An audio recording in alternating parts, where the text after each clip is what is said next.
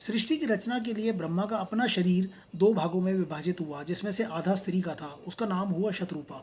शत्रुपा बहुत सुंदर थी, लेकिन चूंकि वो ब्रह्मा से ही उत्पन्न हुई थी, तो इसलिए वो ब्रह्मा की पुत्री के समान थी। उसका एक नाम सावित्री भी था। और बाद में उसकी सुंदरता को देखकर ब्रह्मा उस पर मोहित हो गए, और वो जिधर भी जाती थी उस तरफ देखने के लिए ब्रह्मा का एक नया सिर प्रकट हो जाता था।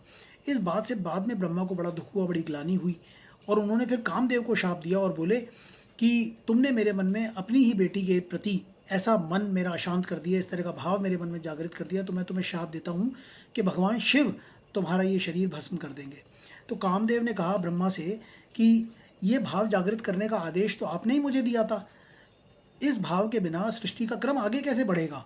तो ये बात भी ब्रह्मा को ठीक लगी। तो फिर उन्होंने कहा कि ठीक है, अब इस शाप का यही निराकरण है कि जब द्वापर युग में भगवान कृष्ण आएंगे, तो उस समय उनके पुत्र के रूप में तुम अपना शरीर वापस प्राप्त करोगे। तो इस तरह दोस्तों, भगवान कृष्ण का जब पुत्र हुआ उसका नाम था प्रद्युम्न, और कहते हैं कि वही कामदेव का अवतार था, उसी का रूप था।